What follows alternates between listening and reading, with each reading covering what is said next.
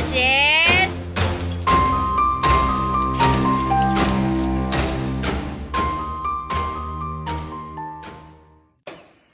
Hi gifters! Ito na ngayon ang pinapagawa namin maliit at simple na goat shelter. So, naglalagay na sila ng roof. Hira! Hira!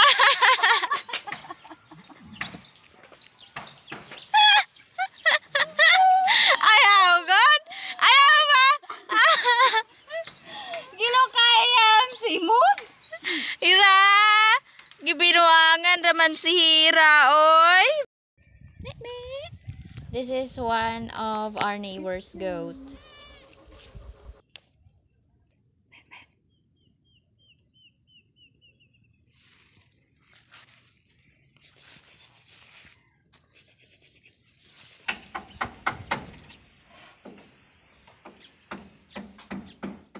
Dumating ngayong araw ang order kong cage. So, ang mga size ng dalawang cage na ito ay medium at saka XL. Ang medium size ay para sa mga chikiting na kakarating lang din dito sa aming area na nasa gilid ko ngayon. And yung XL ay para kay Shinhei. Hopefully, maging kasya ito kay Shinhei at saka hopefully walang damage. Maganda naman ang pagkapack ng parcel.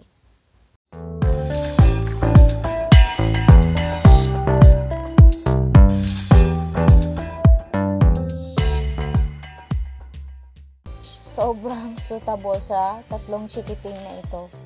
So ngayon, i-transfer natin sila sa medium size at i-observe natin kung saang cage sila mas bagay.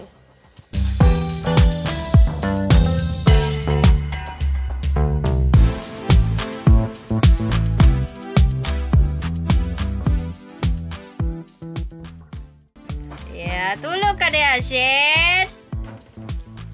This is the XL cage at sa tingin pa lang, hindi na talaga siya gaano ka-suitable para kay Shen kasi malaki na rin siya.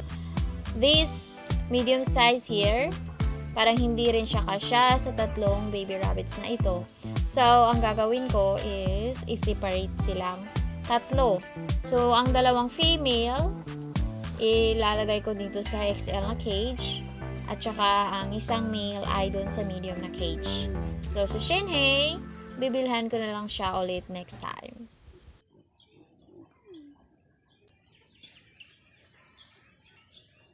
Hala, imong boyan? Ano naman nagi? Kugos, ari-iri pa do.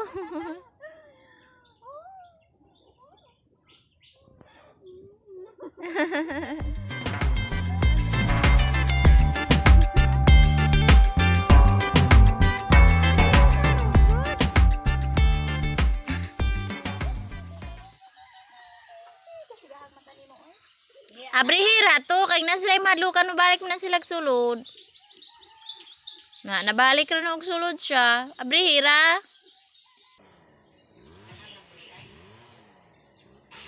Ha?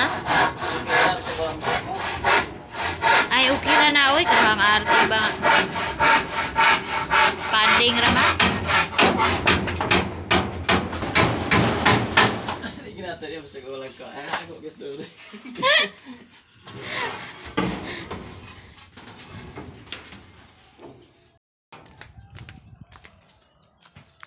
Hi gifters! So right now, nandito ako sa bagong goat shelter ng aking mga kambing. And this is a very simple goat shelter. So kakatapos lang nito. And I want to show it to you, the inside of this goat shelter. This is the one big room para kay Raglin. At saka ang forage area or eating area ni Raglin ay dito. And then, ito namang second room ay para sa kung may aanak na kambing or mga bagong silang na baby goats. So, ito naman yung door.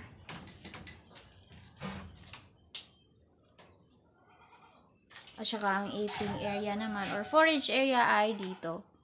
And then yung mga iba pang kambing ay dito na sila matutulog. At saka yung kulang na lang ay fence. So siguro yung fence next month na lang yun or 2 months from now. Ang gamit namin sa wall mostly is itong mga aluminum na roof. Kasi yan ay mga hindi na magagamit sa roof namin. Para less gastos din. Ito yung ginamit namin na old roof. Mula dun sa bahay ni Papa na nasira nung may bagyo. Hindi naman gaano kainit yung kaming dito sa loob kasi open naman dyan. At saka sa area din dito is open rin.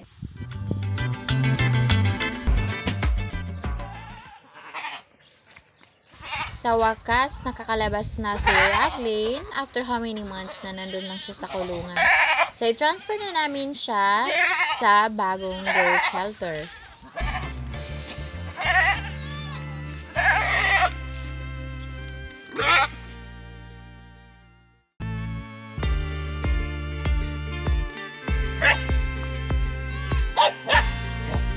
Ay, go, Jen!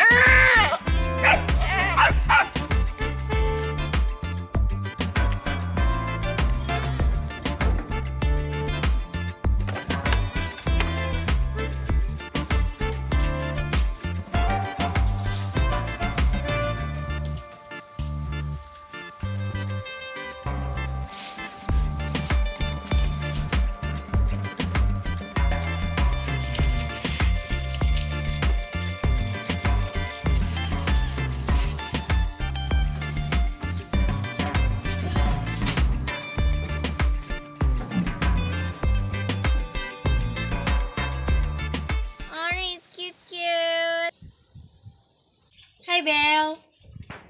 Hi, Belle. There's Shenhei. Hi, Shenhei. Shenhei. It's my dream to have an additional adorable animal in our backyard, and I believe they are the most adorable animal. Just give me a big thumbs up if you agree, because I do really love them and they're just so cute. At last, may kasama na si Raglan. So, ito yung kwarto ni Raglan. Nandito naman yung mga baby rabbits. Ito ay si Aris. So, siya yung male. Ito si Snow. At saka si Belle. So, naiinitan ng mga chikiting. Pero, don't you worry kasi may tubig sila. Gutom ka, Aris? Gutom ka? Right, gifters, I know my video is quite too long and I don't want you to feel so bored in watching my long videos. So, I will see you next week and always stay tuned because next week we will get another new adorable animal. Thank you so much and have a great day.